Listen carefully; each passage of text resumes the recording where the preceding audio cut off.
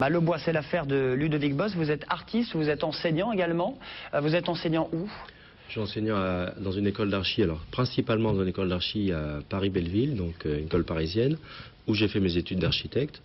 Et j'enseigne aussi dans différentes écoles parisiennes, une à Valence, donc des écoles d'archi et des écoles d'ingénieurs. Et là, vous êtes en Mana à Montpellier avec Vincent. Voilà. Qui est Mana, qui On a l'honneur de recevoir Ludovic cette année pour le workshop donc, des Mana. Alors, le workshop, c'est demain à Saint-Jean-de-Védas pour la galerie. Le vernissage, c'est demain. Vernissage, pardon. Le workshop, c'était depuis lundi. Donc le principe d'un workshop, c'est sur une semaine assez courte, faire travailler les étudiants sur un sujet qu'ils ne connaissent pas du tout. Donc là, c'était le bois, la sculpture bois. Donc Ludovic, en plus, avec ses compétences pédagogiques, on va dire, était vraiment l'invité d'honneur.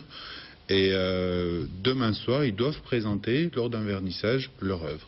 Alors ça, c'est des images qui sont encore des photos qui sont toutes fraîches. C'est terminé ou pas? C'était quoi leur but, Ludovic? Certaines sont presque terminées. Le but, c'était de rentrer dans un domaine qu'ils ne connaissaient pas. Ils avaient commencé à avoir un petit peu d'autres types de sculptures ou de moulage, d'assemblage. Et là, ils ne connaissaient pas le matériau bois et ils ne connaissaient pas le principe d'aller enlever de la matière dans un bloc sans avoir droit à l'erreur, en fait, puisque c'est ça le principe, c'est que dans le bois ou dans la pierre, si en sculptant une forme on en enlève trop, on est obligé de recommencer ou de faire autre chose. Donc ça, c'est leur premier test là-dessus.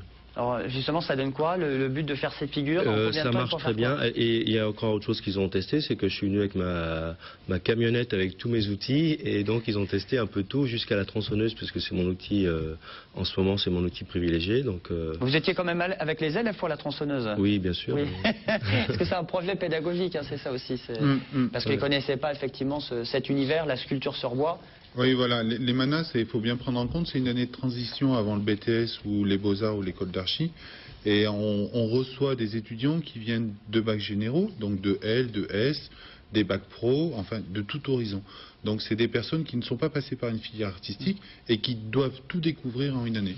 De tout découvrir va leur permettre justement de réellement choisir une voie, que ce soit à l'école d'archi, les Beaux-Arts ou les différents BTS d'art qui sont proposés. Alors c'est une vingtaine d'élèves en tout. Combien, c'est quoi, 7 œuvres? Peut-être même 8-9, parce que certains se sont lancés sur une deuxième. Ils ont tellement aimé qu'ils étaient au taquet. Tout à fait, oui. Quand on touche au bois, de toute façon, à chaque fois, ça fait la même chose. Qu'est-ce que vous aimez bien, vous, alors, dans le bois, dans la sculpture sur bois c'est difficile. Ce que j'aime bien, c'est peut-être le côté irrégulier du matériau, parce qu'il nous fait des surprises. Ce que j'aime bien, c'est parce que l'odeur du bois, le toucher. J'ai un ami qui m'a dit un jour, tes sculptures m'intéressent parce qu'elles sont intéressantes à toucher, elles sont belles à toucher, et où elles sont tout bon à voir. C'est un mélange intéressant.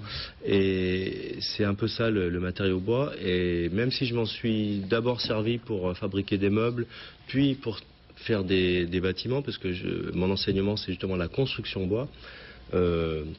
En structure, c'est un complément. Enfin, j'ai l'impression qu'il y a une espèce d'ensemble. Je suis bois, tout simplement, et c'est un peu dans la construction, la sculpture. Alors c'est du bois mort, vous entendez bien avec les écolos C'est une question qu'on vous pose très bien avec les écolos, parce que ça me permet justement de dire... alors je sculpte aussi des souches, donc des arbres sur pied qui sont morts, qui doivent être couchés, qui doivent être coupés. Comme le canal du Midi, du côté de Béziers. Voilà, alors dans des tas de parcs, même dans les grandes villes. Et un des arguments, c'est de dire, au lieu de couper à ras un arbre qui pouvait avoir un intérêt, on part tout de suite sur le principe qu'on va garder une grande partie de l'arbre, on va le sculpter, mais on va bien sûr pas le traiter. Et mon idée, c'est de le laisser toujours aux insectes, aux oiseaux et à tous ceux qui veulent bien en manger, parce que la sculpture va finir comme l'arbre aurait terminé, elle va être mangée, mais en tout cas, ce qui m'intéresse, c'est surtout de ne pas mettre de produits chimiques dessus, puisque c'est un matériau naturel. Et tout sera exposé côté cour à Saint-Jean-de-Védas, à la galerie, pour ce vernissage 18h. Tout le monde peut venir, c'est demain vendredi, avec les élèves qui seront là. Ils ont terminé à quelle heure? Ils sont Hier encore soir, au boulot, ils ont terminé vers 1h du matin. Ce soir, ils risquent de terminer encore très très tard. Demain, ça va être plus la scénographie pour justement installer les pièces.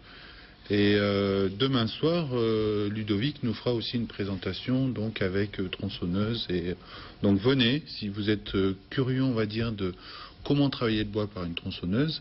Il y aura une petite animation, pas dans la galerie bien sûr, mais devant la galerie, où Ludovic expliquera ça. Moi je tenais à dire, c'est qu'avec Ludovic on s'était rencontrés justement là-dessus, puisque j'étais adjoint dans une mairie, on avait l'arbre de la Révolution qui avait pris la foudre, donc qui allait mourir. Pour moi c'était hors de question qu'on le coupe à rase justement. Pour lui aussi, parce qu'il passait quelques fois en voiture, et on s'est rencontrés comme ça, et il nous a fait une très belle sculpture là-bas. Côté cours, Saint-Jean-de-Védas, vernissage demain soir avec les élèves. Et puis ces pièces seront exposées aussi à Studium, à l'école de Montpellier, au rond-point du Grand Thème. Merci beaucoup Vincent et Ludovic. Merci à toi.